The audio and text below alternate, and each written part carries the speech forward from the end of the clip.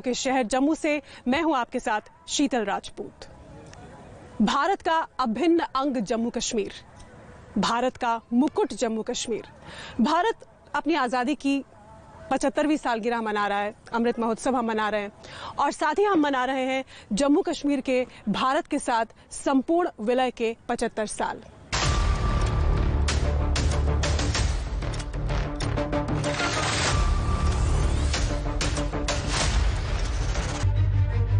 आधुनिक आलीशान फ्रेंच शैली में बने इसी अमर महल में जम्मू कश्मीर के आखिरी शासक महाराजा हरि सिंह ने अपना बचपन बिताया।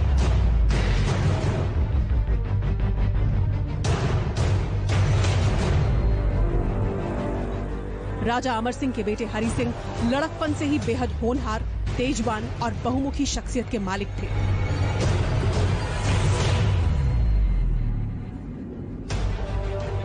तेरह साल की उम्र में उन्हें पढ़ने के लिए अजमेर के मेयो कॉलेज भेजा गया। मेयो कॉलेज में शुरुआती पढ़ाई के बाद उन्होंने देहरादून में इंपीरियल कैडेट कोर में मिलिट्री ट्रेनिंग हासिल की। हरि सिंह एक जबरदस्त योद्धा थे और इसी गुण की वजह से 1915 में महज 20 साल की उम्र में उन्हें राज्य की सेना में कमांडर इन चीफ बना दिया गया। इसके ठीक 10 साल बाद 1925 में अपने पिता के भाई और तब के महाराजा प्रताप सिंह की मृत्यु के बाद हरि सिंह जम्मू कश्मीर के महाराजा बना दिए गए। 1925 में हरि सिंह जम्मू कश्मीर के महाराजा बने और इस गद्दी पर काबिज हुए और इसके बाद शुरू हुआ राज्य में धर्मनिरपेक्षता, सामाजिक समरसता और प्रगति का एक लंबा और सुनहरा दौर। हरि सिंह सभी को समान अधिकारों में विश्वास करते थे। वो जाति, धर्म, संप्रदाय या क्षेत्र के नाम पर किसी में भेदभाव नहीं करते थे। वो जितने जम्मू के थे उतने ही कश्मीर और लद्दाख के भी थे।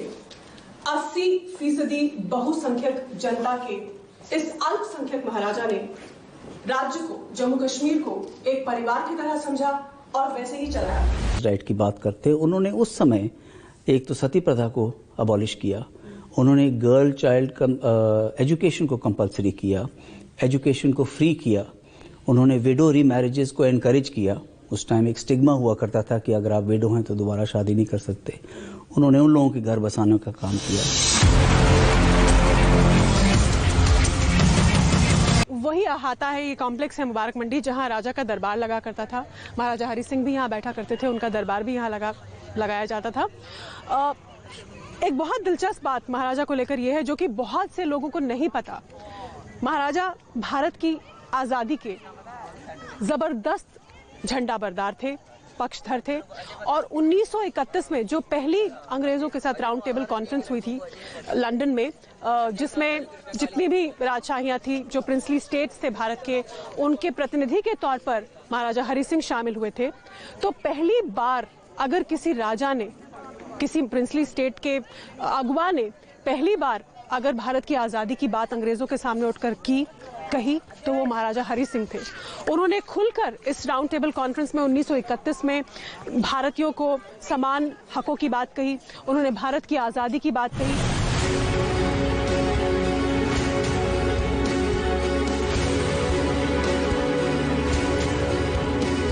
जम्मू कश्मीर ब्रिटिश राज की दूसरी सबसे बड़ी प्रिंसली स्टेट थी, लेकिन इसके बावजूद महाराजा हरि सिंह ने अंग्रेजों के सामने खड़े होकर भारत की आजादी की मांग करने की हिम्मत दिखाई थी। दावा तो ये भी किया जाता है कि महाराजा हरि सिंह भारत के साथ जम्मू कश्मीर के विलय के पक्षधर थे और भारत की आजादी से पहले ही उन्होंने इसकी कोशिशें भी शुरू कर दी थी। पत्राचार भी चला था जो किन्हीं कारणों से टला।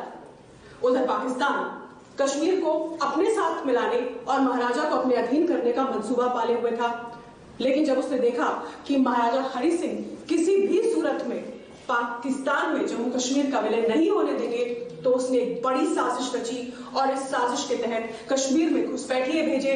कबायलियों के नाम पर ये पाकिस्तानी फौजी थे जिन्होंने कश्मीर पर हमला बोल दिया।